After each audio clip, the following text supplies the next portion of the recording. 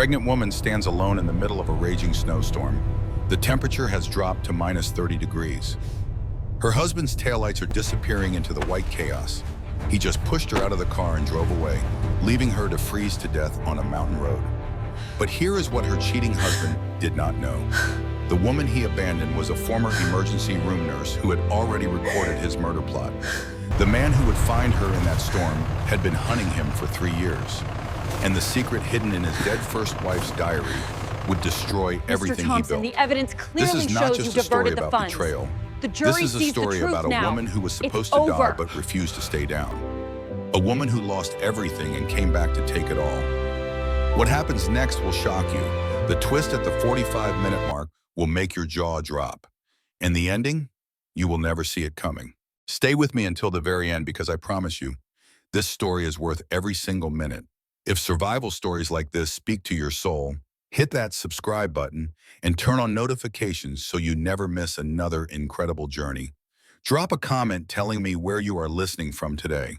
And if someone you know needs to hear that survival is possible, share that story with them. Now let us begin. The morning light spilled through the floor to ceiling windows of the Weston estate like liquid gold, casting long shadows across the Italian marble floors. Christmas decorations hung from every corner of the sprawling living room. A 12-foot Douglas fir stood near the fireplace, adorned with ornaments that cost more than most people earned in a month. The air smelled of pine needles and the cinnamon candles Claire had lit earlier that morning. Everything looked perfect. Everything always looked perfect in this house. Claire Weston stood at the kitchen island, her 7-month pregnant belly pressing gently against the cold granite countertop as she arranged fresh tulips in a crystal vase. She was 32 years old, with honey brown hair that fell past her shoulders and eyes the color of warm coffee. Once upon a time, those eyes had sparkled with ambition and purpose. She had been an emergency room nurse at Denver General Hospital, known for her calm under pressure and her ability to make dying patients smile one last time. Now she arranged flowers and waited for her husband to finish his phone calls. She heard his footsteps on the hardwood floor before she saw him. Marcus Weston moved through his home the way he moved through life, with the confident stride of a man who had never been told no. At 38, he was devastatingly handsome in that polished magazine cover way. Dark hair swept back from his forehead, a jawline sharp enough to cut glass. Designer suits that cost more than Claire's old monthly salary. He was on the phone as usual. His voice carried that smooth, practiced tone he used for business calls. Claire had learned to recognize the different versions of her husband's voice over the past 4 years of marriage. There was his public voice, warming and charming. There was his business voice, sharp and commanding. And there was his private voice, the one that had grown increasingly cold over the past several months. Marcus ended his call and walked toward her. He pressed a kiss to her forehead, his lips barely making contact with her skin. "Good morning, my perfect wife," he said. The words sounded rehearsed. Claire smiled and gestured toward the tulips. "I thought these would brighten up the kitchen. You used to bring me tulips on our dates, remember?" Something flickered across his face. It might have been annoyance. It might have been guilt. It disappeared before she could identify it. "They look nice," he said. He was already checking his phone again. Claire watched him scroll through messages, his brow furrowed in concentration. She noticed things. She had always noticed things. It was what made her a good nurse. The way he tilted the screen away from her now. The way he had started sleeping with his phone under his pillow. The way he flinched whenever she walked into a room unexpectedly. The baby kicked hard against her ribs. Claire placed a hand on her stomach and laughed softly. "This little one already has your temper," she said, "kicking me at 6 in the morning like I owe rent money." Marcus did not laugh. He did not even look up from his phone. "I have meetings all day," he said. "I will be home late. Do not wait up." He was out the door before she could respond. The house fell silent except for the soft ticking of the grandfather clock in the hallway. Claire stood alone in her beautiful kitchen, surrounded by her beautiful things, and felt the familiar emptiness settle into her chest. Her mother had warned her about men like Marcus, wealthy men with charming smiles and wandering eyes. Claire had dismissed those warnings as jealousy, as bitterness from a woman whose own marriage had failed. But lately her mother's words echoed in her mind with increasing frequency. When a man starts hiding his phone, he is hiding more than messages. Claire shook off the thought. She was being paranoid. Pregnancy hormones made women emotional and suspicious. Marcus loved her. He had built this life for them, for their growing family. He worked long hours because he wanted to provide the best for his wife and child. She repeated these reassurances to herself as she wandered through the empty house. Past the nursery she had spent months decorating in soft shades of sage green and cream. Past the master bedroom with its California king bed and Egyptian cotton sheets. Past the home office where Marcus kept the door locked now, claiming it was for privacy during sensitive business calls. The house was enormous. 6 bedrooms, 4 bathrooms, a home theater, a wine cellar, a 3-car garage with a Mercedes, a Range Rover, and the vintage Porsche Marcus never let her drive. Golden cage, Claire whispered to herself. That was what her former co-workers had called it when she announced she was leaving nursing to become a full-time wife. They had smiled and congratulated her, but she had seen the pity in their eyes. She missed the hospital. She missed the chaos and the urgency and the feeling of saving lives.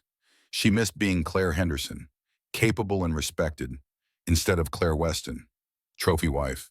Marcus had convinced her to quit 6 months into the pregnancy. He had been so loving about it, so concerned for her health and the health of the baby. He had held her hands and looked into her eyes and told her that her only job now was to grow their child. She had agreed because she loved him. She had agreed because she trusted him. Now she wondered if she had made a terrible mistake. The day passed slowly. Claire tried to read but could not concentrate. She tried to watch television, but nothing held her interest. She ate lunch alone at the massive dining table, feeling small and insignificant in the vast space. At 3 in the afternoon, she received a text from Marcus. It was brief and businesslike. Dinner with clients tonight. Do not wait up. Claire stared at the message for a long time. 3 weeks ago, it had been drinks with investors. 2 weeks ago, a conference that ran late. Last week, an emergency meeting that kept him out until 2 in the morning. The pattern was obvious. She just did not want to see it. Her hand drifted to her stomach. The baby shifted inside her, a gentle reminder of everything she stood to lose. She had given up her career for this man. She had given up her independence, her friends, her identity. She had poured everything she had into this marriage, into this family they were building together. What if it had all been built on lies? The question haunted her as the sun set and the darkness crept in. She sat alone in the living room, the Christmas tree lights casting colored shadows on the walls, and waited for a husband who was never coming home on time. Her mother's voice echoed in her memory once more. When a man starts hiding his phone, baby girl, you better start paying attention to what he is hiding. Claire made a decision in that moment. She was done ignoring the signs. She was done being the naive, trusting wife who saw only what she wanted to see. Tomorrow, she would start paying attention. Tomorrow, she would find out the truth. She had no idea that the truth would be far worse than anything she could have imagined. Claire had learned many things during her 8 years as an emergency room nurse. She had learned how to stay calm when blood was everywhere and lives hung in the balance. She had learned how to read body language, to spot the signs of abuse that patients tried to hide, to detect lies that could mean the difference between life and death. Now she turned those skills toward her own husband. For 3 days she watched, she observed, she cataloged. Marcus came home smelling like unfamiliar perfume, a scent that was floral and expensive. He claimed he had been at the office, but his gym bag contained a receipt from a hotel downtown. He took phone calls in the garage with the door closed, his voice muffled, but his tone unmistakably intimate. Claire documented everything in a small notebook she kept hidden in her nightstand. Dates, times, observations. She was building a case, though she did not yet know what she would do with it. On the 4th day, she made a decision that would change everything. Colorado was a one-party consent state for recording conversations. She had researched this carefully, spending hours at the public library where Marcus could not track her internet searches. As long as she was present for the conversation, she could legally record it. But there was a loophole that some people exploited. If she planted a recording device in a space she had joint ownership of, the legality became murky, but not impossible to defend. Claire purchased a small voice-activated recorder from an electronics store, paying cash to avoid a paper trail. That evening, while Marcus showered, she slipped into the garage and tucked the device beneath the driver's seat of his Range Rover. Her hands trembled as she did it. This was not the person she wanted to be. She did not want to be the suspicious wife who spied on her husband. But she needed to know. The uncertainty was eating her alive, and uncertainty was dangerous for a pregnant woman.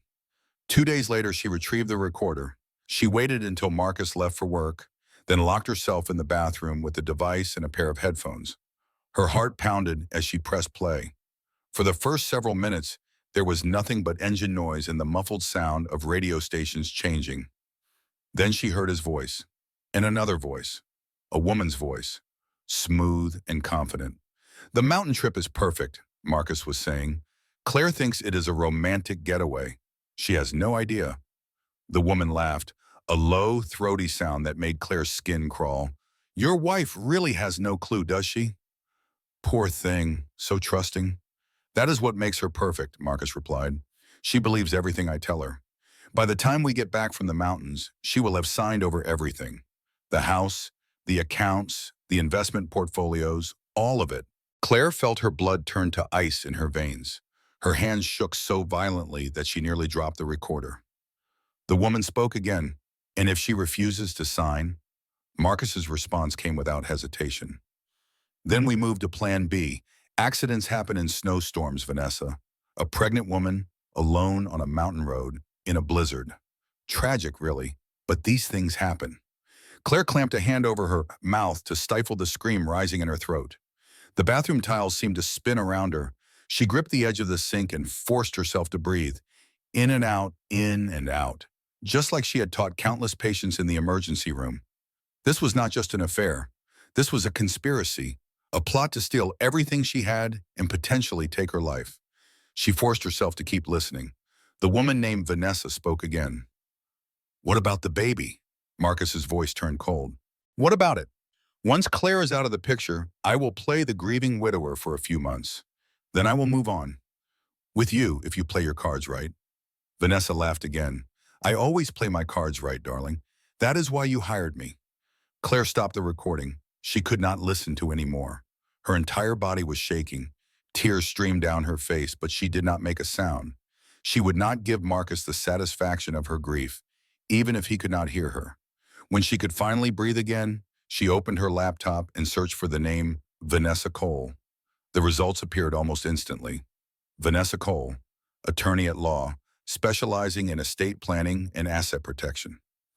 Claire stared at the LinkedIn profile photo. The woman was beautiful in a predatory way.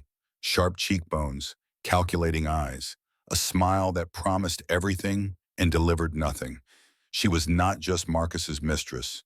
She was the legal architect of Claire's destruction. The pieces fell into place with sickening clarity. The documents Marcus had been asking her to sign for weeks. The gentle pressure to remove her name from certain accounts for tax purposes. The insistence that she did not need to worry about finances because he would take care of everything. He had been setting this trap for months, maybe years. Claire sat on the cold bathroom floor, her pregnant belly pressing against her knees, and assessed her situation with the clinical detachment she had learned in the emergency room. Her name was not on the house. Marcus had convinced her to remove it during refinancing, claiming it would lower their interest rate. Her car was in his name. Her phone plan was under his account, which meant he could track her location. She had no access to the bank accounts beyond a credit card with a modest limit.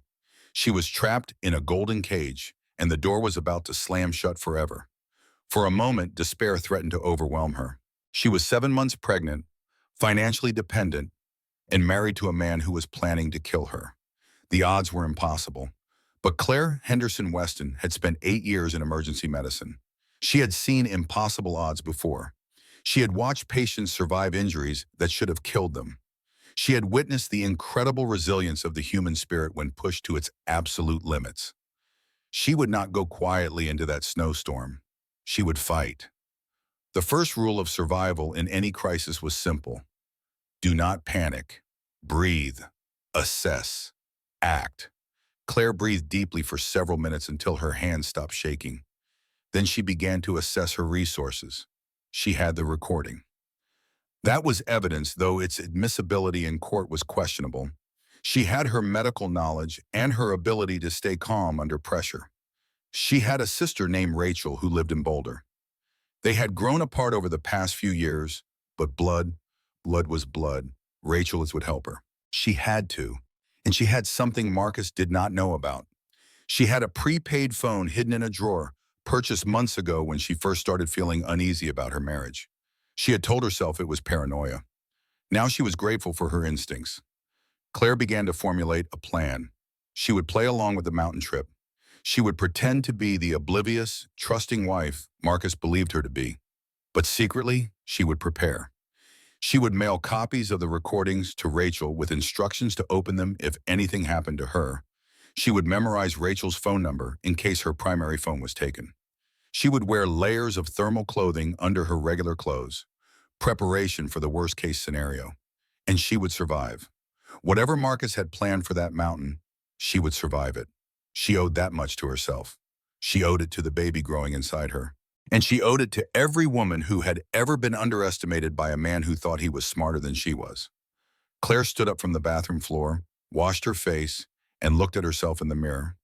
The woman staring back at her was different from the one who had walked in 20 minutes ago. Harder, colder, more determined. "You think you know me, Marcus," she whispered to her reflection. "You think you have me figured out, but you have no idea who you married." She opened the bathroom door and stepped back into her life, wearing the mask of the perfect wife. The hunt was on. The next 5 days passed in a blur of careful preparation and calculated deception.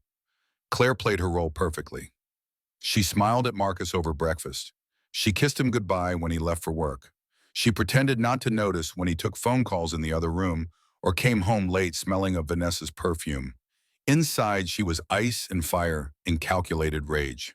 She mailed a package to her sister Rachel in Boulder, containing a USB drive with copies of the recordings and a handwritten letter explaining everything. The letter ended with specific instructions. "If I do not call you by Sunday evening, go to the police. Show them everything.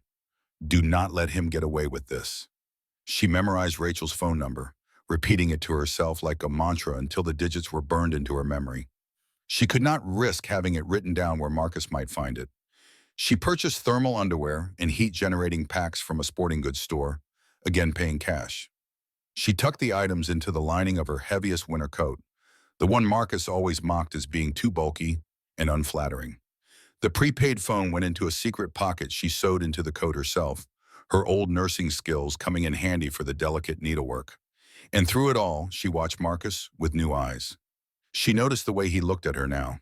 Not with love or even desire, but with something that resembled anticipation. The way a predator watches prey that does not know it is being hunted. He thought she was oblivious. He thought his plan was proceeding perfectly. Let him think that. The night before the trip, Marcus came home early for once. He brought the flowers, tulips like he used to give her when they were dating. He wrapped his arms around her from behind and nuzzled her neck. "I thought we could have a nice dinner together," he said. "Just the two of us, before our romantic weekend away." Claire forced herself not to stiffen in his embrace. She turned and smiled at him, the picture of a loving wife. "That sounds wonderful," she said. They ate dinner by candlelight. Marcus poured wine for himself and sparkling cider for Claire. He made jokes about baby names and talked about their future with the easy confidence of a man who believed his lies were working. Claire laughed in all the right places. She touched his hand. She pretended to be the woman he thought she was. Inside, she was memorizing every detail. The way he avoided her eyes when he talked about the future. The slight tremor in his hands when she mentioned the baby. The too bright smile that never quite reached his eyes. Liars always gave themselves away if you knew what to look for. After dinner, Marcus handed her a stack of documents.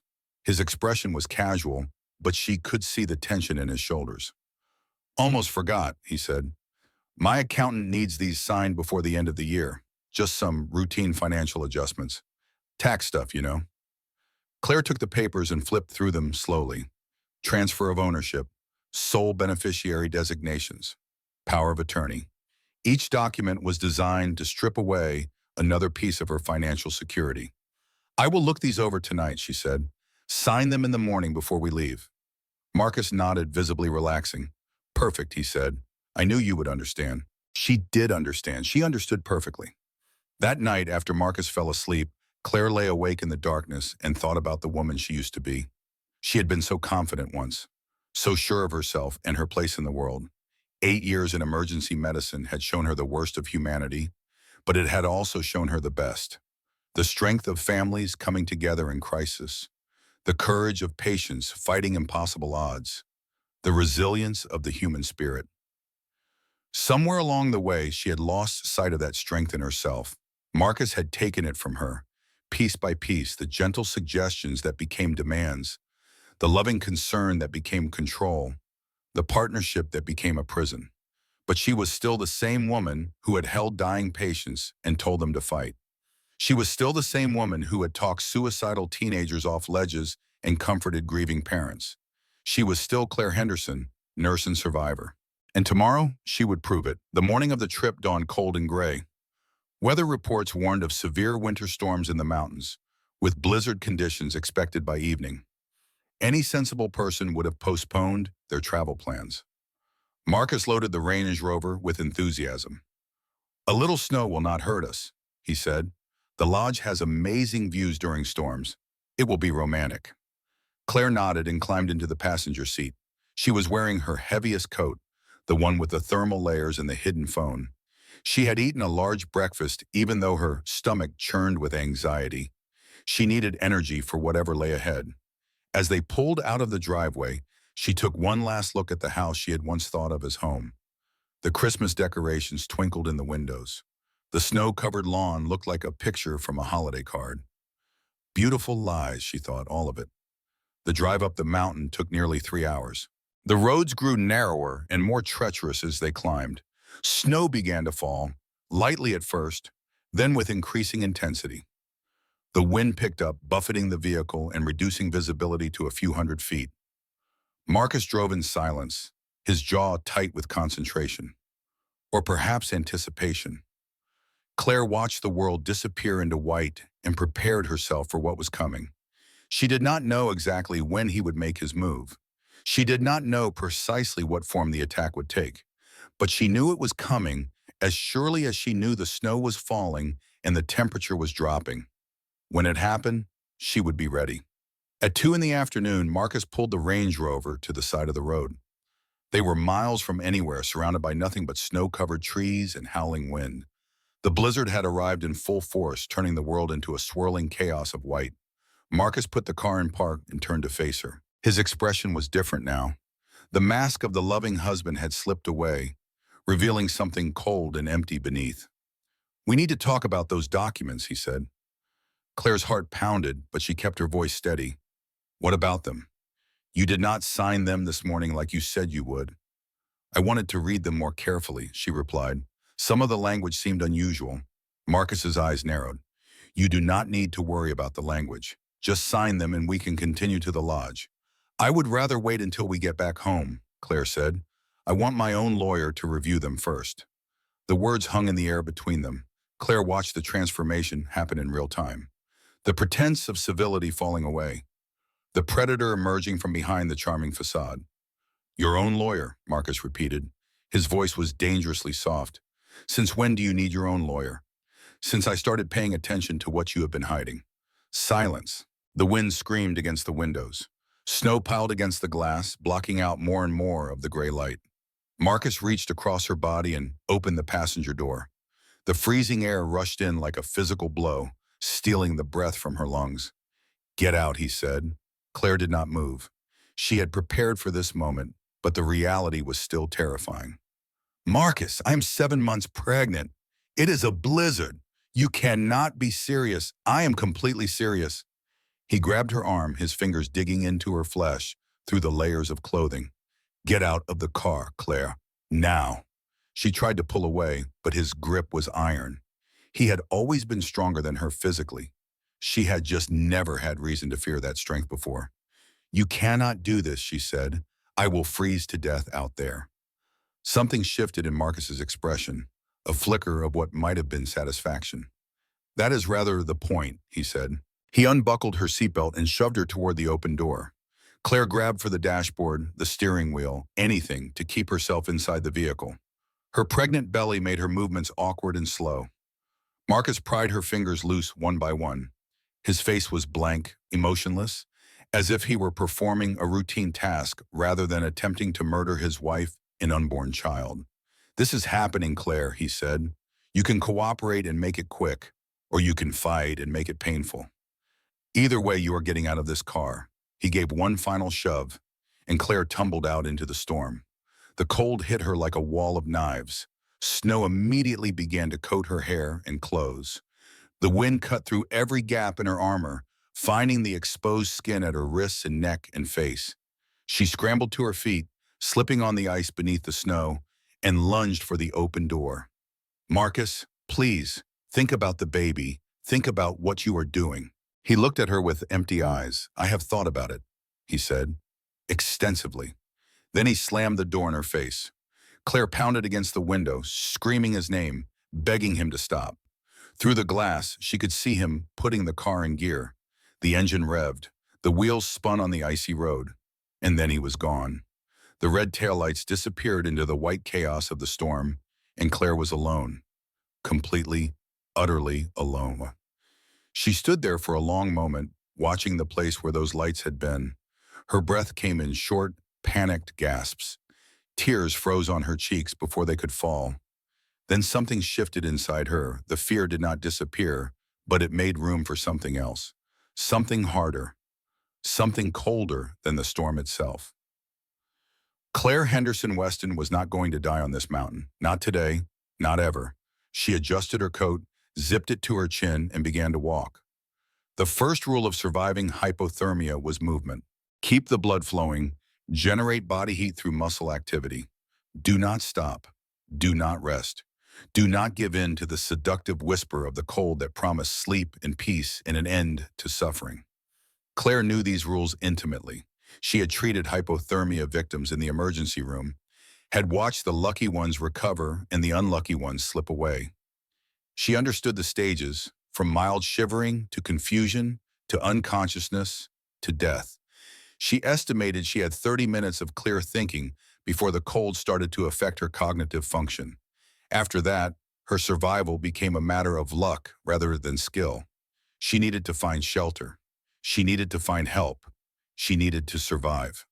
The wind hammered at her from the west, so she walked east, keeping the gusts at her back rather than fighting against them.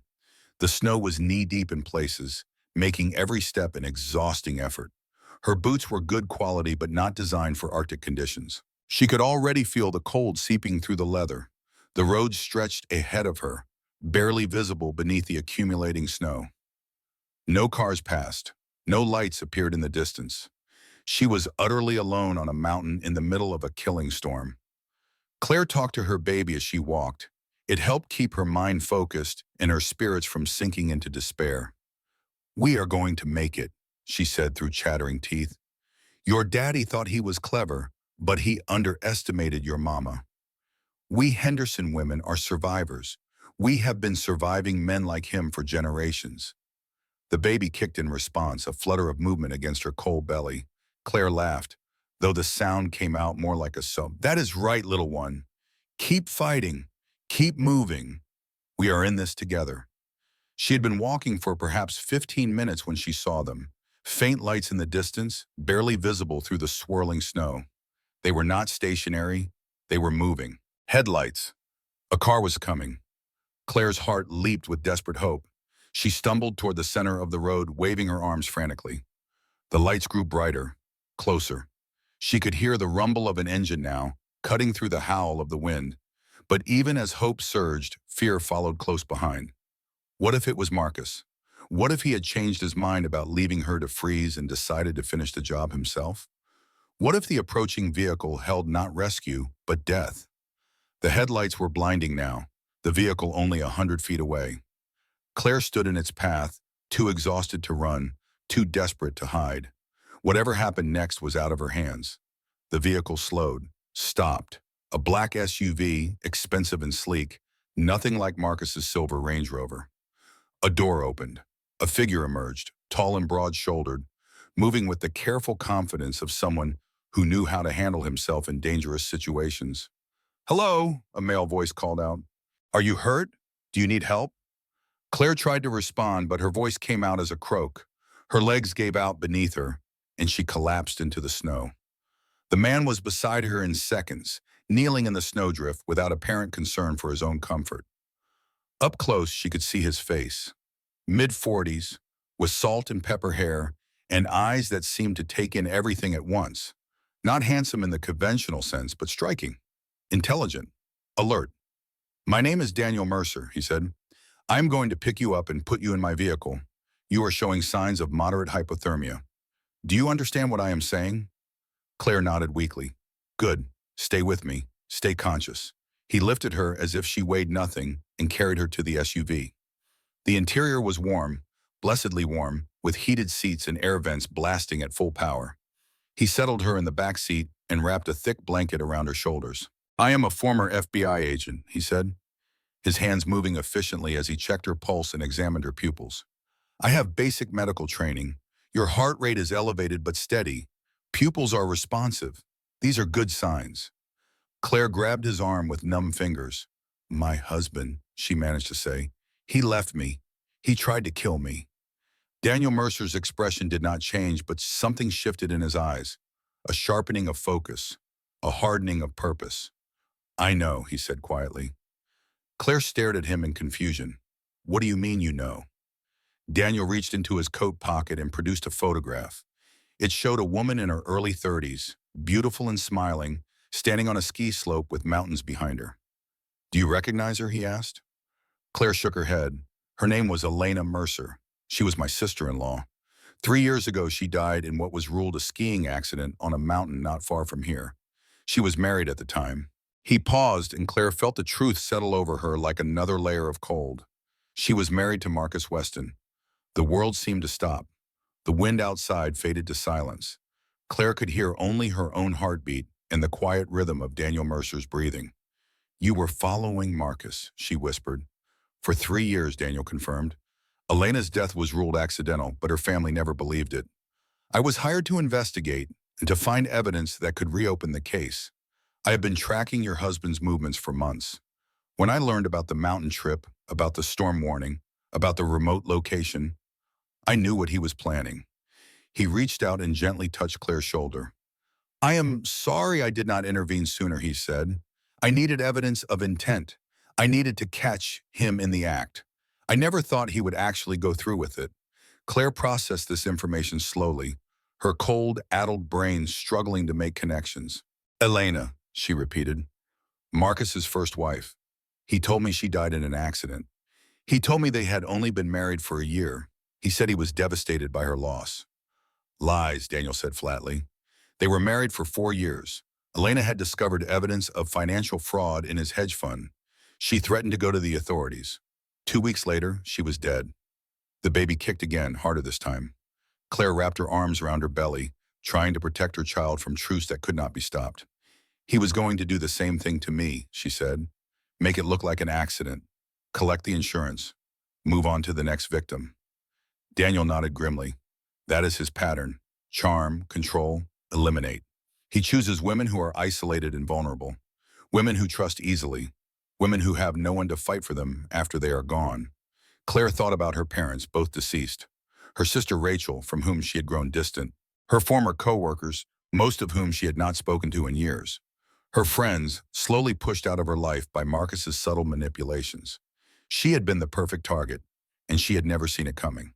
"What happens now?" she asked. "Now," Daniel said, "we make sure you survive, and then we make sure Marcus Weston finally pays for what he has done." He climbed into the driver's seat and put the vehicle in gear. The SUV moved slowly through the storm, its headlights cutting weak tunnels through the swirling white. Claire leaned back against the heated seat and closed her eyes. Her body was beginning to warm, the painful pins and needles sensation spreading through her fingers and toes. But inside, she felt colder than ever. Her husband had tried to murder her. He had murdered before. And now she was putting her life in the hands of a stranger whose only motivation was vengeance for a woman she had never met. She did not know if she could trust Daniel Mercer, but she knew she could not trust anyone else. For now, that would have to be enough. The safe house was a cabin in the mountains, owned by Elena's family and maintained in secret for exactly this kind of emergency. It was small but well supplied, with a generator for power, stockpiles of food and water, and most importantly, no connection to Marcus Weston. Daniel brought Claire inside and immediately set about making her comfortable. He started a fire in the stone fireplace, heated water for tea, and found thick blankets to pile around her on the worn leather couch. His movements were efficient and professional, the habits of a man who had spent years in crisis situations. Claire watched him work with a mixture of gratitude and suspicion. Trust did not come easily to her now. Perhaps it never would again. "You need to eat," Daniel said, handing her a bowl of canned soup he had heated on the stove. "Your body has been through significant trauma. Calories will help your recovery." Claire accepted the soup and forced herself to swallow a few spoonfuls. Her stomach rebelled at first, then settled as the warmth spread through her. "How long have you been doing this?" she asked. "Following Marcus, waiting for him to make a mistake." 3 years, Daniel said. He sat in a chair across from her, his posture alert even in repose. "After Elena died, her family hired me privately. The police investigation was closed too quickly. Too many questions left unanswered. Too many convenient explanations accepted with or without scrutiny. And in 3 years you found nothing?" Daniel's jaw tightened. "I found plenty. Evidence of financial fraud. Suspicious patterns in his business dealings. A history of relationships that ended badly for the women involved. But nothing concrete enough to take to the authorities. Nothing that would stick." "Until now," Claire said. "Until now," he agreed. "Your recordings change everything. Combined with my documentation of tonight's events, we may finally have enough to bring him down." Claire thought about the recordings still saved on the prepaid phone hidden in her coat. The voice of her husband discussing her potential murder as casually as he might discuss the weather. "There is more," she said. "I sent copies to my sister before the trip, insurance in case something happened to me." Daniel nodded approvingly. "Smart thinking. Former emergency room nurse, right?" Claire blinked in surprise. "How did you know that?" "I have been watching Marcus for years," he reminded her. "That means watching everyone around him. I know quite a bit about you, Claire. I know you were good at your I know you gave it up because Marcus pressured you. I know he has spent the last 2 years systematically isolating you from everyone who might have helped you see through his lies." The words stung, even though they were true. "I should have seen it sooner," she said. "Predators are good at hiding," Daniel replied. "That is what makes them dangerous. The fact that you survived tonight says more about your strength than your blindness, says about your weakness." Claire let those words settle over her. She was not sure she believed them yet, but it was nice to hear them anyway. They talked long into the night, sharing information and forming plans. Daniel explained the legal complexities they would face. The recordings might be challenged as inadmissible, depending on interpretation of consent laws. Marcus had powerful lawyers and deep pockets. Any case against him would be an uphill battle. But they had advantages too. Daniel's years of documentation, the testimony of a surviving victim, the possibility of connecting Elena's death to a pattern of behavior. And something else, something Daniel had kept hidden even from his employers. "Elena kept a diary," he said, his voice low. "She documented everything about her marriage. The abuse, the manipulation, the threats. If we can find it, it could be the key to everything." "Where is it?" Claire asked. "That is the problem," Daniel admitted. "Elena hid it somewhere safe before she died. She told her mother on her deathbed that it existed, that it contained evidence that could destroy Marcus. But she did not say where it was hidden. I have been searching for 3 years with no success." Claire's mind raced. A diary, written evidence from Marcus's first victim. If it existed, if it could be found, it would be devastating. "We will find it," she said with sudden conviction. Together, Daniel studied her face for a long moment. Then he nodded slowly. "Get some rest," he said. "Tomorrow we start building our case. Tomorrow we begin taking your life back." Claire slept that night for the first time in weeks without nightmares. The cabin was warm and quiet.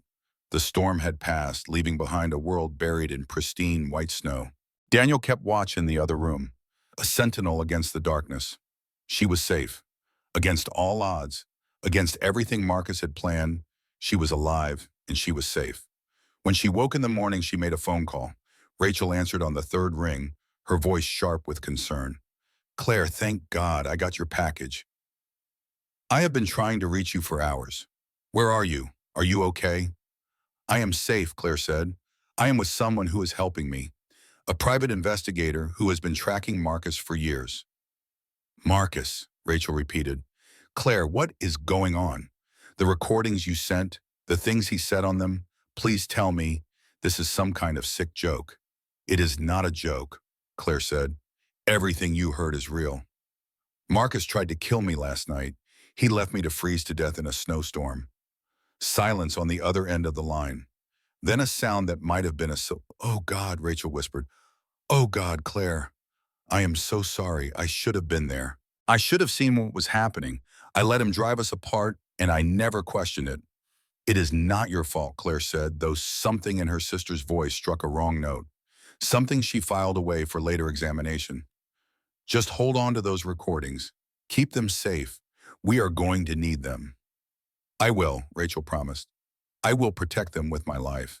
And Claire, I love you. Whatever you need, I am here.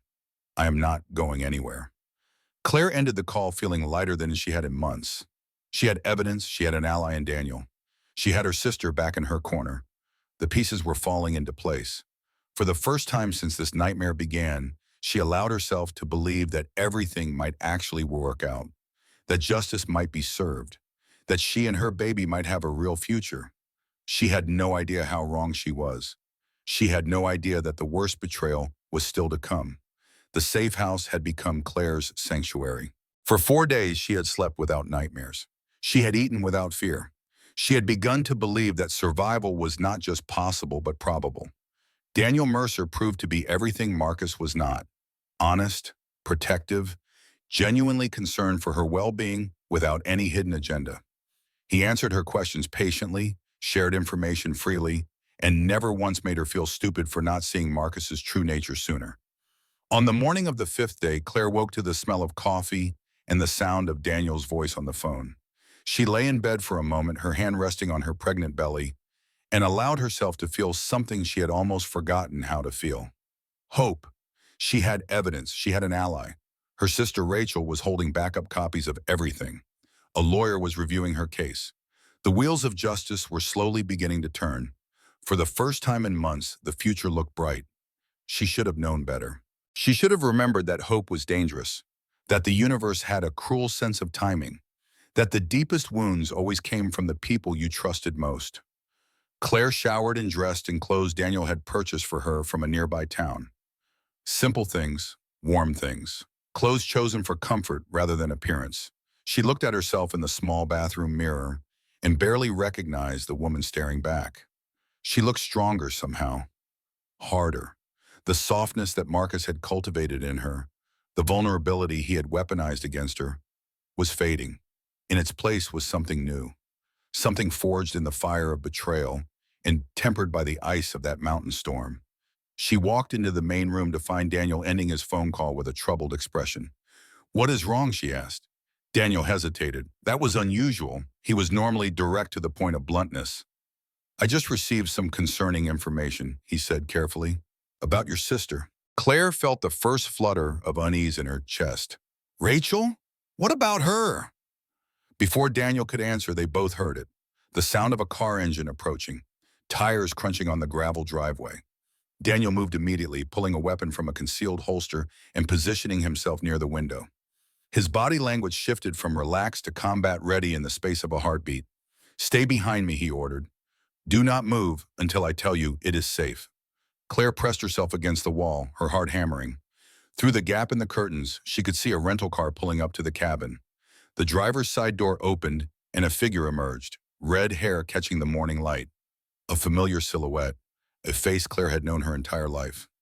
Rachel. Relief flooded through her so intensely that her knees went weak.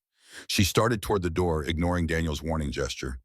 "It is my sister," she said. "It is okay." She must have gotten worried when I did not check in. But Daniel did not lower his weapon. His expression remained tense, watchful. "Claire, wait," he said. "There is something you need to know." She was not listening. She was already opening the door, already stepping onto the porch, already calling her sister's name with joy and relief in her voice. Rachel turned toward her and smiled. But it was not the smile Claire remembered from their childhood. It was not the smile of a sister reunited with someone she loved. It was something else entirely, something cold, something triumphant, something that made Claire stop in her tracks. Then the passenger door of the rental car opened, and Marcus stepped out. The world tilted on its axis. Claire grabbed the porch railing to keep from falling. Her vision tunneled until all she could see was her husband's face, that handsome, lying, murderous face, smiling at her with the casual confidence of a man who had already won. "Hello, darling," Marcus said. "Did you miss me?" Claire could not speak, could not move, could not breathe. Behind her, she heard Daniel's voice, sharp and commanding. "Do not move, Weston. I will shoot you where you stand." But Marcus only laughed. He gestured toward the tree line, and suddenly there were other figures emerging. Men in dark suits with the hard eyes of professional security. At least 6 of them, all armed. "I do not think you will," Marcus said calmly. "Not unless you want to start a firefight you cannot possibly win." Daniel's jaw tightened, but he did not lower his weapon. Claire finally found her voice. It came out as barely a whisper. "Rachel, what are you doing? What is happening?" Her sister walked toward her with measured steps. Up close, Claire could see the changes in her. The expensive clothes, the designer handbag, the diamond earrings that caught the light. 30 pieces of silver, Claire thought numbly. This is what my sister sold me for. "I am sorry, Claire," Rachel said. Her voice held a note of what might have been genuine regret. "I really am. But you have to understand, Marcus and I, we have something special, something real, and you were standing in the way of our happiness." The words hit Claire like physical blows, each one driving deeper than the last. "How long," she managed to ask, "how long have you been sleeping with my husband?" Rachel glanced at Marcus, who nodded permission for her to continue. 2 years, Rachel admitted, since his company Christmas party. We connected that night. We understood each other in ways that you and he never did. 2 years. Claire did the math automatically. That was 6 months before she got pregnant. 6 months of lies and betrayal, happening right under her nose. But Rachel was still talking, still twisting the knife. "You were always the golden child, you know. Mom's favorite, Dad's little princess. You got everything handed to you on a silver platter. The good grades, the nursing career, the handsome husband. And what did I get? Nothing. Leftovers. Second place in everything." Claire stared at her sister in disbelief. "Is that what this is about? Some childhood rivalry I did not even know existed?" "It is about justice," Rachel snapped. Her mask of regret was slipping, revealing the bitterness beneath. "It is about finally getting what I deserve. Marcus sees my value. Marcus appreciates me. Marcus is going to give me everything you were too stupid to hold on to." Marcus stepped forward, still wearing that infuriating smile. "Enough family drama," he said. "We have business to discuss."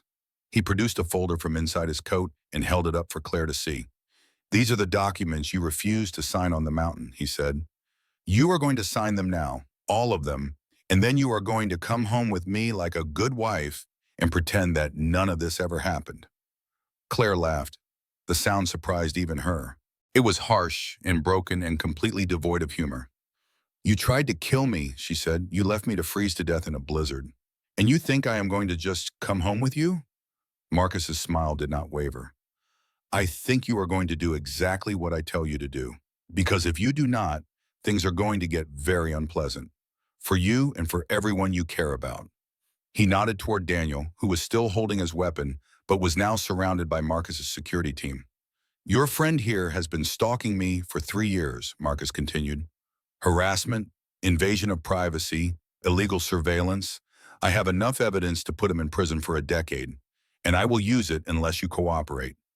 Claire looked at Daniel. His expression was stoic, but she could see the tension in his shoulders, the calculation in his eyes as he assessed the impossible odds.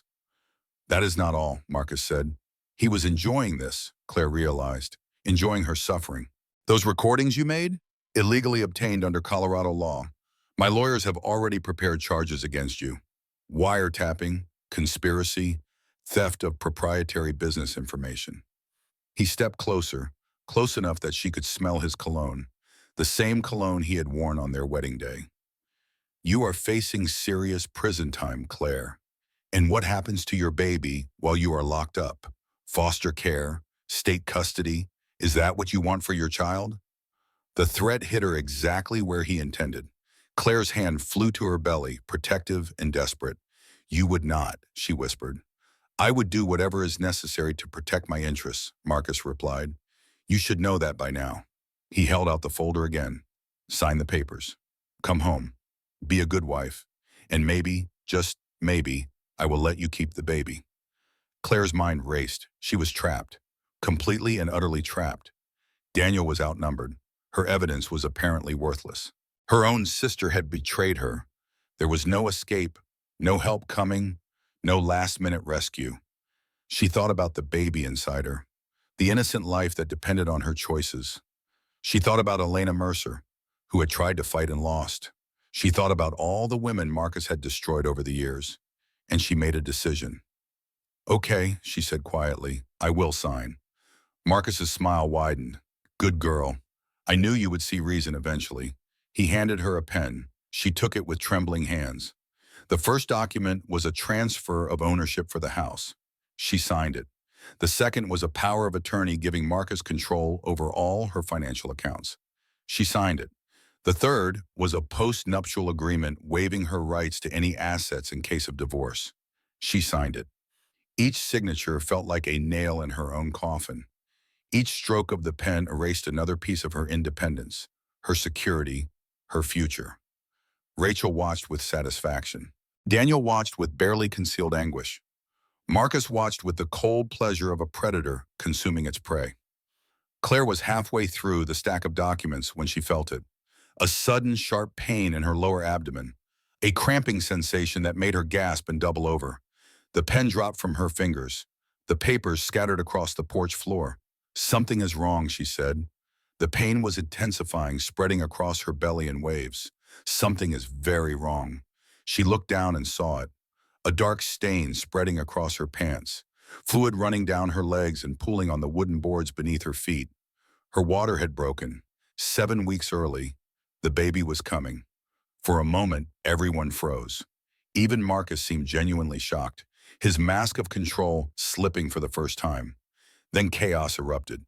Claire collapsed against the porch railing as another contraction ripped through her. She heard Daniel shouting something about calling an ambulance. She heard Rachel screaming in panic. She heard Marcus barking orders at his security team. But all of it seemed distant, muffled, unimportant compared to the overwhelming reality of what was happening inside her body. Her baby was coming. Too soon. Too fast. In the worst possible circumstances. Claire wrapped her arms around her belly and made a silent promise to the life inside her. "Hold on, little one," she whispered through gritted teeth. "Hold on. We are going to survive this. We are going to survive everything." Another contraction hit, and the world dissolved into pain. The ambulance ride was a blur of sirens and IV lines and urgent voices speaking in medical terminology Claire knew all too well. She had been on the other side of this equation countless times during her nursing career. She had comforted, frightened patients, and reassured worried families. She had maintained professional calm in the face of medical emergencies. Now she was the patient. Now she was the one terrified and helpless. Now she was the one praying to a God she was not sure she believed in, for a miracle she was not sure she deserved. Marcus rode in the ambulance with her, playing the role of concerned husband with Oscar-worthy conviction. He held her hand and stroked her hair and told the paramedics what a difficult pregnancy it had been. What a devoted wife she was, how much they had been looking forward to becoming parents. Claire wanted to scream the truth. She wanted to tell them that this man had tried to murder her, that he was a predator and a con artist and a monster wearing human skin. But every time she tried to speak, another contraction stole her breath and her words. And even if she could speak, who would believe her? A hysterical woman in premature labor, making wild accusations against her handsome, successful husband. The paramedics would assume it was the pain talking, the stress, the fear. Marcus knew this. She could see it in his eyes. The quiet satisfaction of a man who had thought of everything. Daniel had been left behind at the cabin with Marcus's security team.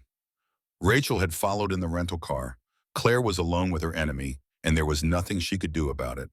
The hospital was a chaos of bright lights and bustling efficiency. Claire was rushed to the labor and delivery ward, transferred to a bed, connected to monitors that beeped and whirred with mechanical indifference.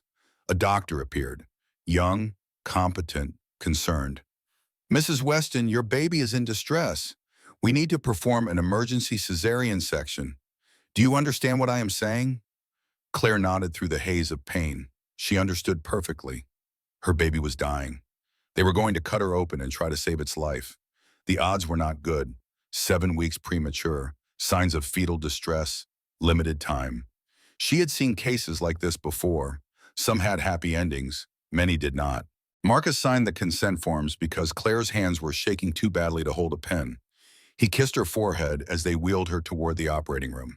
I love you, he said loudly enough for the nurses to hear. Everything is going to be fine. The doors closed between them, and Claire was finally alone. The surgery itself was a strange experience. She was awake but numb from the chest down, separated from the lower half of her body by a sterile drape. She could feel pressure and tugging but no pain. She could hear the doctors talking in calm, professional voices. She could smell the antiseptic in the blood. And then, after what felt like hours but it was probably only minutes, she heard something else. A crying out, thin and weak but unmistakably alive. Her baby was crying. It is a girl, someone announced. Small but breathing on her own. We are taking her to the NICU for observation. Claire tried to catch a glimpse of her daughter, but the angle was wrong and the drugs were making everything fuzzy. She heard footsteps rushing, monitors beeping, voices speaking in urgent tones. Then darkness claimed her. She woke in a recovery room with fluorescent lights buzzing overhead and machines keeping rhythm with her heartbeat. Her body felt wrong, heavy and hollow at the same time. There was a dull ache in her abdomen where the incision had been made, but she was alive. And somewhere in this building, her daughter was alive too. A nurse appeared beside her bed, middle-aged with kind eyes and efficient hands. Mrs. Weston, you are in recovery. The surgery went well. Your daughter is in the neonatal intensive care unit. She weighs 4 pounds, 3 ounces. She is small but fighting hard. Claire's eyes filled with tears. Can I see her? Soon, the nurse promised. As soon as you are stable enough to be moved. What about my husband? Claire asked. The word tasted like poison in her mouth. He is in the waiting room. The nurse smiled warmly. He has been so worried about you. You are lucky to have such a devoted man. Claire said nothing. What could she say? The truth would sound insane. And she was too weak, too drugged, too broken to fight anymore. Marcus came to visit an hour later. He was carrying flowers and wearing an expression of tender concern. He sat beside her bed and took her hand. She is beautiful, he said. Our daughter. She has your eyes. Claire stared at him, at this man she had married, this monster she had trusted with her heart and her future. She searched for some trace of humanity in his eyes and found nothing but cold calculation. What are you going to do? She asked quietly. Marcus's smile did not waver. I'm going to take you home, he said, when you are recovered, and we are going to raise our daughter together, like a real family. And if I refuse? He leaned closer. His voice dropped to a whisper. Then I will have you declared mentally unfit. Postpartum psychosis. It happens all the time to new mothers. You will be committed to a psychiatric facility, and I will be granted full custody of our child. Is that what you want? Claire closed her eyes. The trap was complete. He had thought of everything, every angle, every escape route, every possible move she might make. She was a prisoner, and her own daughter was the chain that bound her. No, she whispered, that is not what I want. Good. Marcus patted her hand. Then we understand each other. He stood and straightened his jacket. Get some rest, darling. You have a lot of recovering to do. He walked out, and Claire was alone with her grief and her rage and her absolute determination to find a way out of this hell. She did not know how. She did not know when. But she knew with a certainty that went deeper than bone that this was not over. Marcus Weston had made a terrible mistake.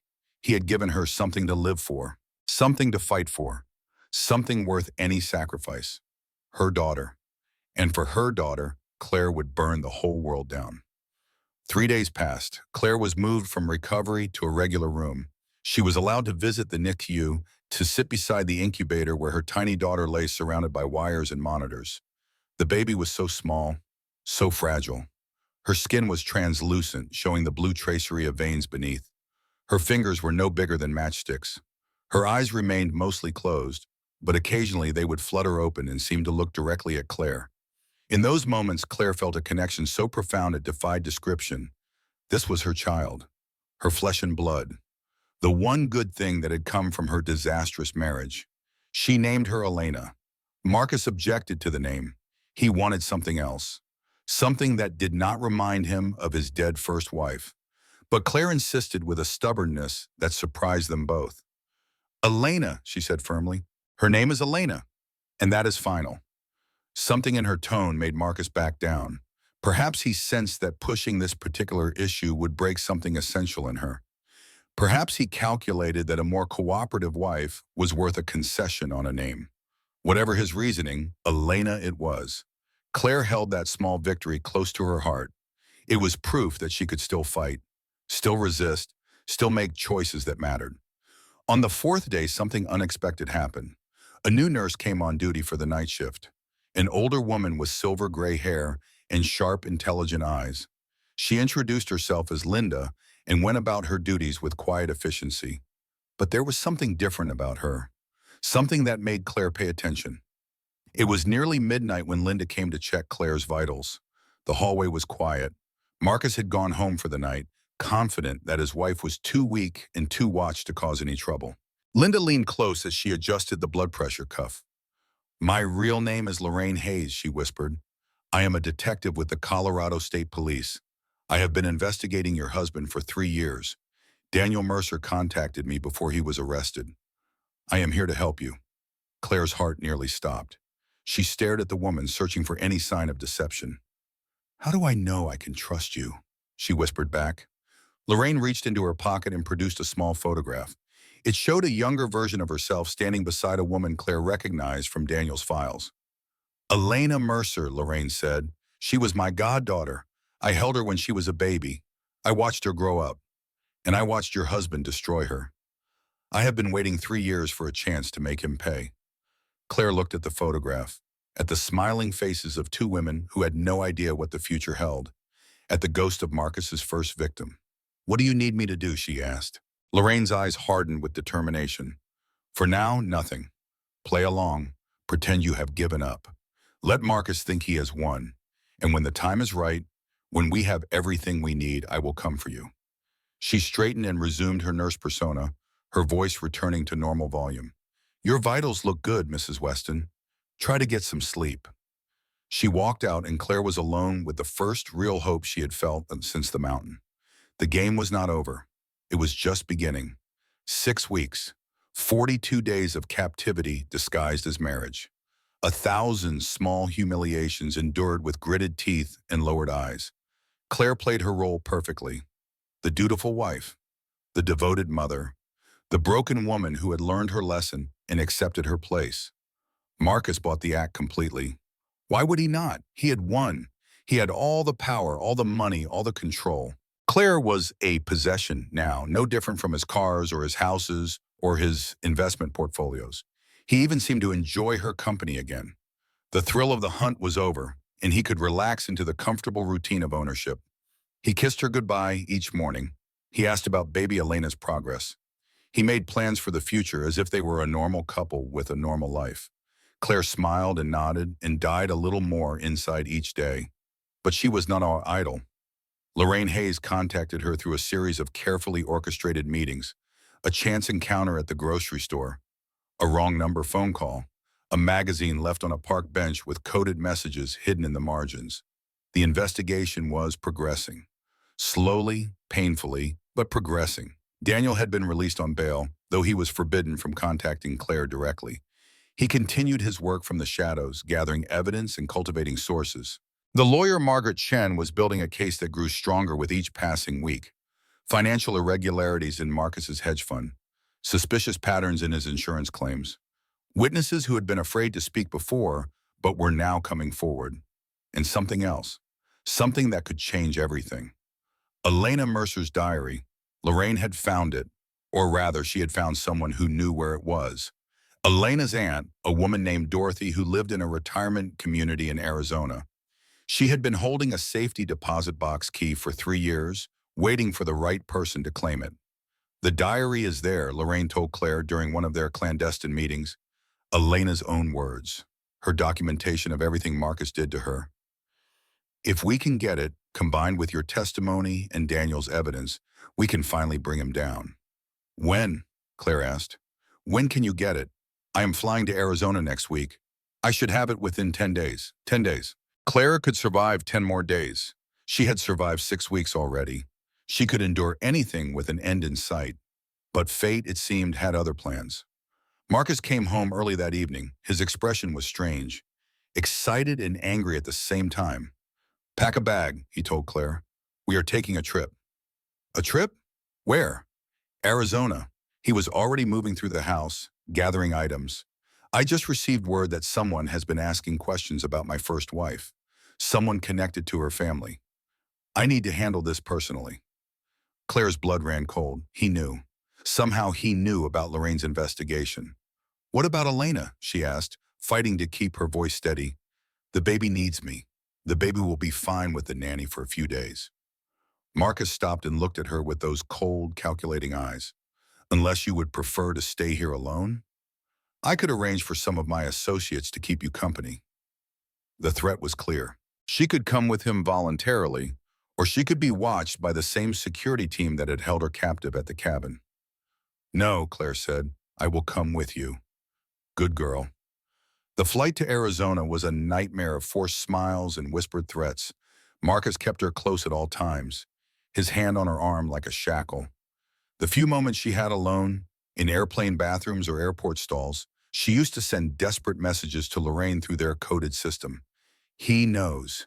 He is coming. Get the diary. Get out. She did not know if the messages got through. She did not know if Lorraine would receive them in time. All she could do was pray and pretend and survive. They landed in Phoenix and drove to a small town outside the city. Marcus had tracked Dorothy to her retirement community with frightening efficiency.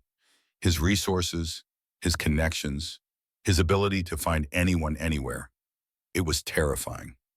The confrontation happened in a parking lot outside the community center. Dorothy was a frail woman in her 70s, white-haired and gentle-faced. She was walking to her car when Marcus intercepted her. Mrs. Patterson, he said with his most charming smile, I believe you have something that belongs to me. Dorothy looked at him with eyes that held no fear, only contempt. I know who you are, she said. I know what you did to my niece, and I know you are not going to get away with it forever. Marcus's smile did not waver. The diary, Mrs. Patterson, where is it? Dorothy lifted her chin defiantly. Gone. I gave it to the police this morning. Your crimes are documented, Mr. Weston. Your time is running out. For a moment, something dangerous flickered in Marcus's eyes. Claire saw his hand twitch toward his pocket, and she felt certain he was about to do something terrible. Then he laughed. The police, he repeated. You gave it to the police. Which police exactly? The local department? The State Bureau? The FBI? Dorothy hesitated. Just a fraction of a second, but it was enough. Marcus nodded slowly. You are lying. You still have it, and you are going to tell me where it is. He stepped closer to the old woman. Claire watched in horror, wanting to intervene but knowing that any action she took would only make things worse. Then a voice cut through the tension. Step away from her, Weston. They all turned. A figure was approaching across the parking lot. A woman with silver gray hair and hard eyes and a badge glinting in the Arizona sun. Lorraine Hayes, and she was not alone. Behind her came 2 uniformed officers and a man Claire recognized from photographs. Daniel Mercer. Dorothy smiled. She had not been lying after all. She had been stalling. Mr. Weston, Lorraine said as she approached, you are under arrest for the murder of Elena Mercer, the attempted murder of Claire Weston, and approximately 24 counts of financial fraud. You have the right to remain silent. Marcus's composure finally cracked. His face contorted with rage as the officers moved to restrain him. This is ridiculous, he snarled. I have lawyers. I have connections. You cannot prove anything. Actually, Lorraine said calmly, we can. She held up a leather-bound book. Elena's diary, retrieved from the safety deposit box that morning, just as Dorothy had claimed. Your first wife was very thorough, Mr. Weston. She documented everything, including the name of the man you hired to tamper with her ski bindings. Marcus's face went pale. And that man, Lorraine continued, has been in federal custody for the past 6 hours. He is very eager to cooperate in exchange for a reduced sentence. The handcuffs clicked around Marcus's wrists. For the first time since Claire had known him, he looked genuinely afraid. Claire, he said, turning to her with desperate eyes, tell them this is all a misunderstanding. I am your husband, the father of your child. You cannot let them do this. Claire looked at him for a long moment, at the man who had charmed her and controlled her and tried to kill her, at the monster who had worn a human mask so convincingly that she had fallen in love with him. Then she smiled. Actually, she said, I can. She turned and walked away, leaving her husband screaming her name as the officers dragged him toward the waiting patrol car. It was over, or so she thought. The trial of Marcus Weston became a media sensation. Every news network covered it. Every newspaper printed front-page stories. Every social media platform buzzed with commentary and speculation. The handsome hedge fund manager accused of murdering one wife and attempting to murder another. The pregnant woman abandoned in a snowstorm. The 3-year investigation that had finally brought a predator to justice. It was the kind of story that captured the public imagination and refused to let go. Claire sat in the witness waiting room on the first day of testimony, trying to calm her racing heart. Baby Elena was with a trusted friend, safe and protected. Daniel sat beside her, a steady presence that helped anchor her to reality. You can do this, he said. You have survived everything he threw at you. This is just the final battle. Claire nodded, but her hands would not stop trembling. The courtroom was packed when she finally took the stand. Reporters filled the gallery. Camera operators lined the back wall. The judge presided from her elevated bench with stern authority. And there at the defense table sat Marcus. He looked different than she remembered. Thinner, paler. The confidence that had once seemed so attractive now looked desperate and hollow. His expensive lawyers flanked him on either side, but even they seemed to know this was a losing battle. Claire placed her hand on the Bible and swore to tell the truth. Then she began to speak. She told them everything. The courtship that had seemed like a fairy tale. The marriage that became a prison. The slow, systematic erosion of her independence, her confidence, her identity. The discovery of the affair. The recording of Marcus's murderous plans. The mountain. The storm. The abandonment. She spoke for 2 hours without interruption. Her voice wavered sometimes. Tears fell. But she never stopped. She never looked away. She never let Marcus see her fear. When she finished, the courtroom was silent. Even the reporters had stopped typing. The prosecutor stood. Mrs. Weston, she said, can you identify the man who left you to die in that snowstorm? Claire looked directly at Marcus for the first time since taking the stand. Yes, she said. It was my husband, Marcus Weston. Marcus's composure cracked. He leaned toward his lawyers, whispering urgently. One of them stood to object, but the judge waved him down. The cross-examination was brutal, as Claire had expected. Marcus's defense team attacked her credibility, her mental stability, her motivations. They suggested she was a gold digger who had manufactured evidence to extort money from her wealthy husband. They implied she was mentally ill, suffering from pregnancy-induced psychosis. Claire answered every question calmly and directly. Her years of emergency room experience served her well. She had dealt with hostile patients, aggressive family members, high-pressure situations where lives hung in the balance. A few aggressive lawyers were nothing compared to that. The real turning point came on the third day of the trial. Vanessa Cole, Marcus's mistress and co-conspirator, took the stand as a prosecution witness. She had cut a deal, immunity in exchange for testimony. It was the oldest story in the criminal justice system, and it was about to destroy Marcus completely. Vanessa walked to the witness stand in a modest dress that was nothing like her usual power suits. She looked smaller somehow, diminished. A woman who had bet everything on the wrong horse and was now paying the price. The prosecutor led her through the details of her relationship with Marcus, how they had met at a charity event, how the affair had begun, how she had helped him plan Claire's financial destruction, and then came the question everyone was waiting for. Ms. Cole, the prosecutor said, did Marcus Weston ever discuss his first wife with you? Vanessa hesitated. She glanced at Marcus, who was staring at her with undisguised hatred. Yes, she finally said. And what did he tell you about her death? Another hesitation. Longer this time. The courtroom seemed to hold its collective breath. He told me, Vanessa said slowly, that he had arranged it, that he paid someone to tamper with her ski bindings, that he made sure she would fall on a particular part of the mountain where rescue would be impossible. He said she paused, swallowed hard. He said it was easier than he expected, that she never suspected anything until the moment she realized her skis were not responding. He said she looked back at him as she fell, and he waved goodbye. The courtroom erupted. Reporters shouted questions. Gallery members gasped and cried out. The judge banged her gavel repeatedly, demanding order. Marcus was on his feet, screaming that Vanessa was lying, that she had been coerced, that this was all a conspiracy to destroy him. But no one was listening anymore. The truth was out. The monster had been unmasked. The prosecution called its next witness. Dorothy Patterson, Elena's aunt. She testified about receiving the diary, about keeping it safe for 3 years, about the day Lorraine Hayes had finally come to collect it. Then the diary itself was entered into evidence. Elena Mercer's voice filled the courtroom through excerpts read aloud by the prosecutor.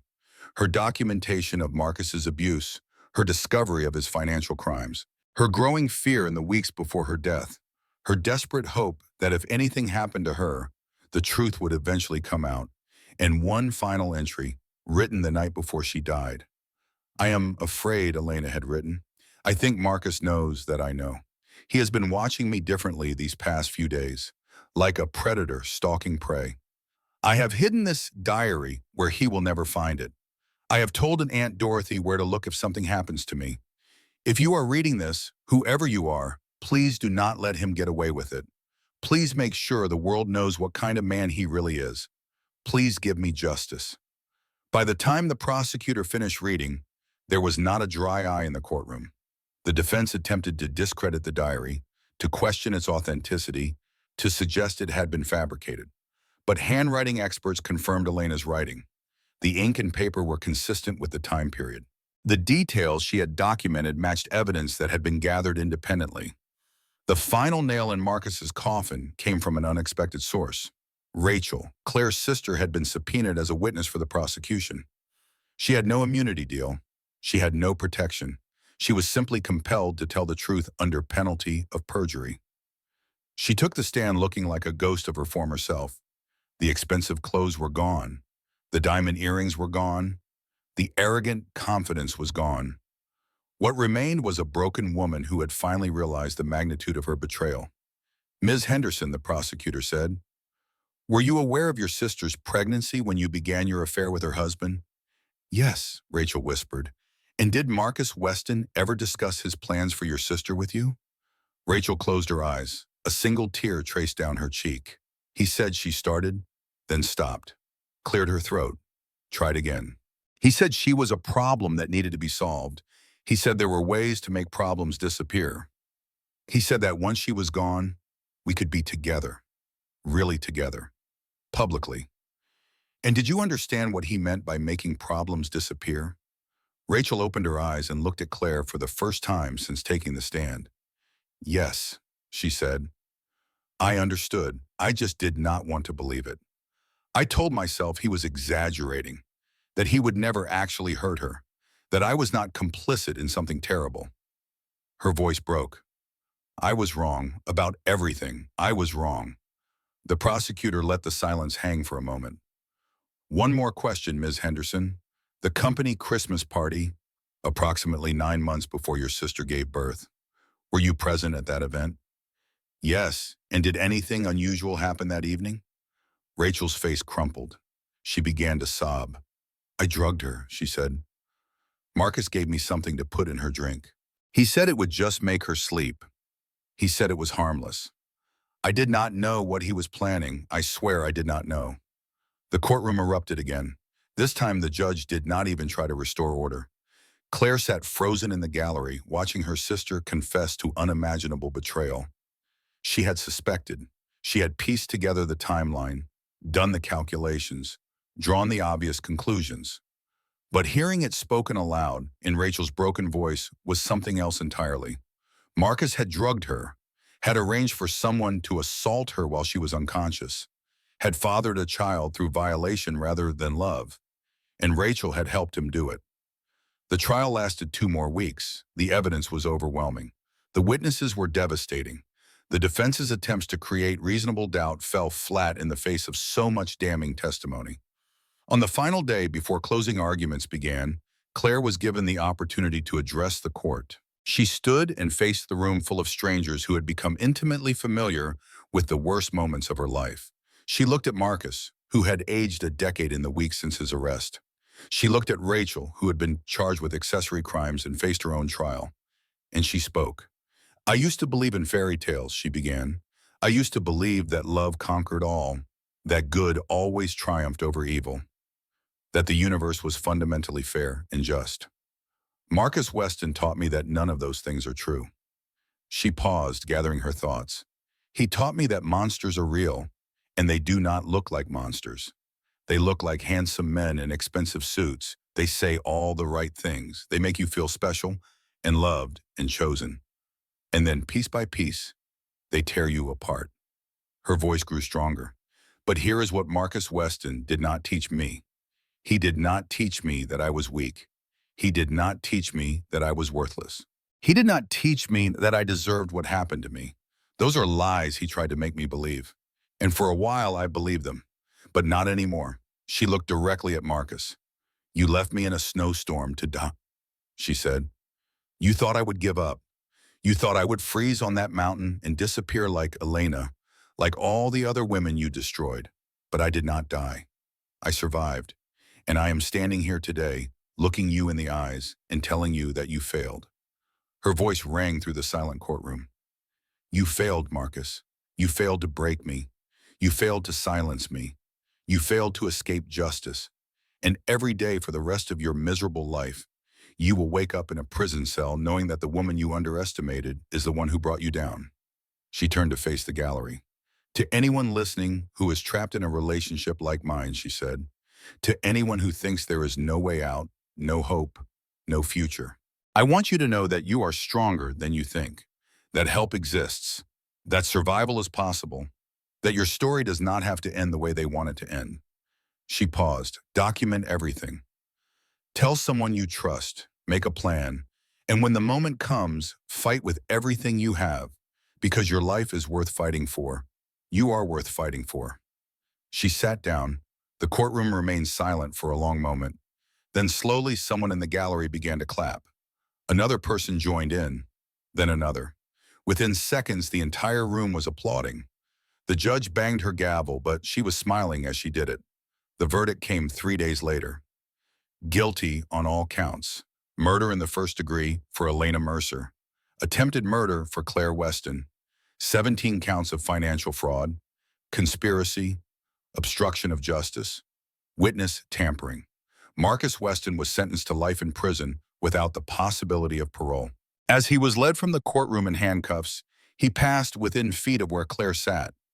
He stopped and looked at her one final time. "This is not over," he said. His voice was barely a whisper. "You think you have won, but I have friends. I have resources. I will find a way." Claire stood and met his gaze without flinching. "No, Marcus," she said, "you will not, because I am not afraid of you anymore. And a man with no power to inspire fear has no power at all." She turned her back on him and walked out of the courtroom. Behind her, she heard him screaming her name as the officers dragged him away. She did not look back. 1 year later, Claire stood on the porch of her small house in a quiet neighborhood outside Denver and watched the sunrise paint the sky in shades of gold and pink. Elena was inside, sleeping peacefully in her crib. At 14 months old, she was a happy, healthy child with her mother's eyes and a smile that could light up any room. She had taken her first steps 2 weeks ago. Her first word had been "Mama." Claire sipped her coffee and thought about everything that had brought her to this moment. The trial had changed everything. Not just for her, but for countless other women who had been trapped in similar situations. Her testimony had been broadcast on every network. Her story had been shared millions of times on social media.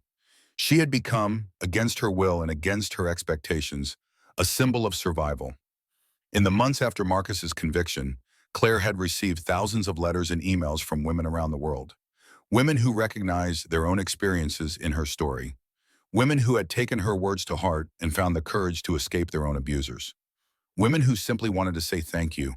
Those letters had given her a purpose, a reason to keep fighting even after the battle was won. She had founded a nonprofit organization called Elena's Voice, dedicated to helping domestic abuse survivors navigate the legal and financial complexities of leaving dangerous relationships.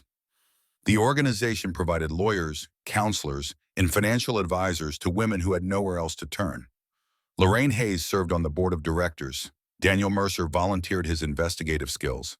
Even Dorothy Patterson had made a donation from her limited retirement funds. The work was hard. The funding was always precarious. The need was overwhelming. But every success, every woman who escaped, every child who grew up safe because of their efforts, made it worthwhile. Claire finished her coffee and went inside to check on Elena. The baby was awake now, standing in her crib and reaching toward her mother with chubby arms. "Good morning, sweetheart," Claire said, lifting her daughter. "How did you sleep?" Elena babbled a response that might have been words or might have been happy nonsense. Claire did not care either way. She loved every sound her daughter made. They had breakfast together on the small patio. Elena made a mess of her oatmeal as usual, and Claire laughed and cleaned her up and marveled at the simple joy of ordinary moments. She had learned to appreciate ordinary moments. She had learned that happiness was not found in mansions and expensive cars and the approval of a man who did not deserve her. Happiness was this: a peaceful morning, a healthy child, a life that was entirely her own. Daniel came by that afternoon. They had grown close over the past year, though Claire had been careful not to rush into anything. She had learned the hard way that trust needed to be earned slowly, tested repeatedly, verified thoroughly. Daniel understood. He never pushed. He simply showed up day after day, proving through his actions that he was exactly who he appeared to be.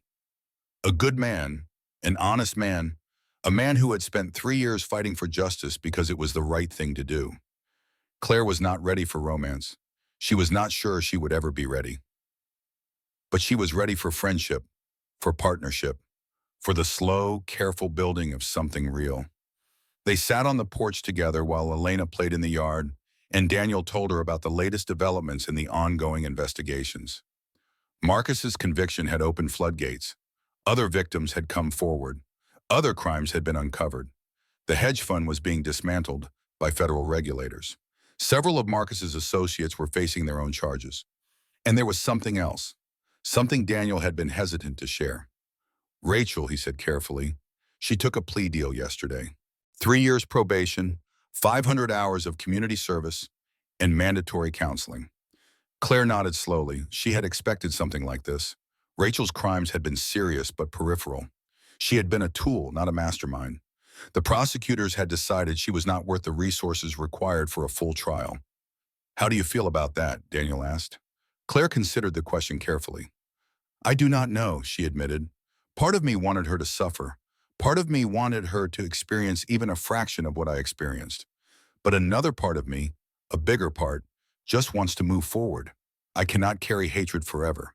It is too heavy." Daniel nodded. "That is remarkably healthy." Claire laughed softly. "Do not give me too much credit.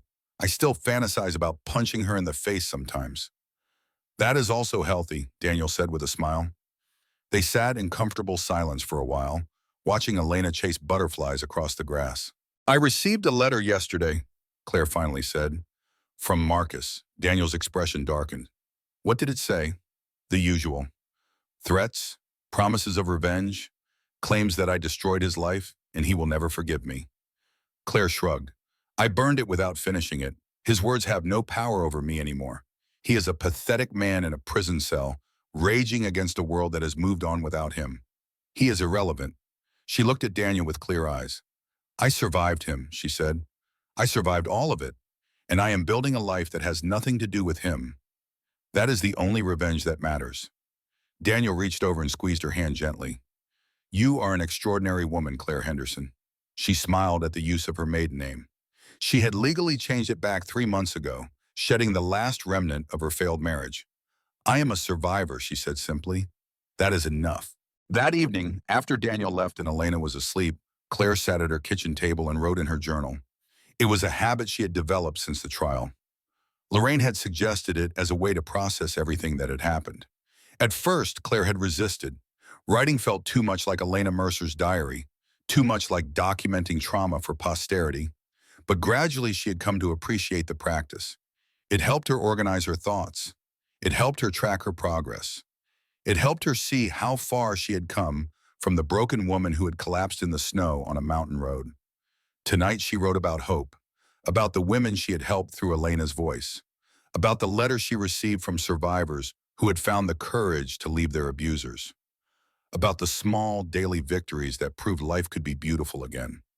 She wrote about Elena, her daughter, who would grow up knowing nothing of the darkness that had surrounded her birth, who would learn that she was loved unconditionally, that her worth was inherent and unshakable, that no man had the right to diminish her or control her. She wrote about the future, which stretched ahead of her like an open road with no predators lurking in the shadows. And finally, she wrote about forgiveness, not forgiveness for Marcus. Some crimes were beyond forgiveness, and she saw no reason to pretend otherwise. But forgiveness for herself, for the choices she had made when she did not know better, for the warning signs she had missed, for the years she had spent trapped in a golden cage of her own partial construction. She had done the best she could with the information she had at the time. That was all anyone could do, and beating herself up over past mistakes served no purpose except to keep her chained to a history she was trying to escape. Claire closed her journal and looked out the window at the night sky. The stars were bright tonight, brighter than they had been on the mountain when the storm clouds had hidden everything and the cold had tried to claim her life. She had survived that storm. She had survived all the storms. And tomorrow she would wake up and continue building a life that was entirely her own, a life of purpose and meaning, a life of hard-won peace. The story of Claire Henderson was far from over. There would be challenges ahead. There would be setbacks and disappointments and days when the weight of everything felt too heavy to bear. But there would also be joy. There would be love. There would be the laughter of a daughter who would never know the terror her mother had endured. There would be sunrise after sunrise, each one a reminder that darkness always ended, that the world kept turning, that hope was not foolish, it was necessary.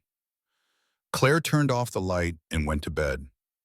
In her dreams, she walked through a snowstorm, but this time she was not running from anything. She was not afraid. She was simply walking, steady and sure, toward a light that grew brighter with every step. And when she reached that light, she found herself home. Finally, truly, irrevocably home. 3 months later, Claire received a package in the mail. It had no return address, no identifying markings of any kind, just her name and address, handwritten in an unfamiliar script. Inside was a photograph. It showed 3 women standing together at what looked like a charity gala. One of them was Elena Mercer. Another was a woman Claire did not recognize, beautiful and smiling, probably in her late 20s.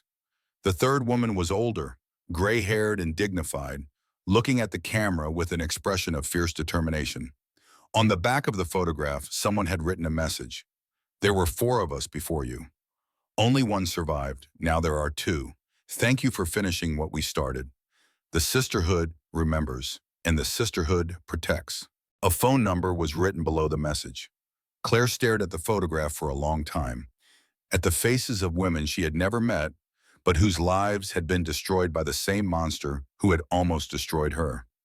4 victims before her, 3 dead, 1 survivor, still out there, still watching, still fighting. She picked up her phone and dialed the number. A woman's voice answered on the 3rd ring. I wondered when you would call, the voice said. My name is Sarah. I was Marcus's first wife, and I have been waiting a very long time to meet you. Claire smiled slowly. Well, Sarah, she said, I think we have a lot to talk about. She walked to the window and looked out at the world beyond. The story was not over after all. It was just beginning again.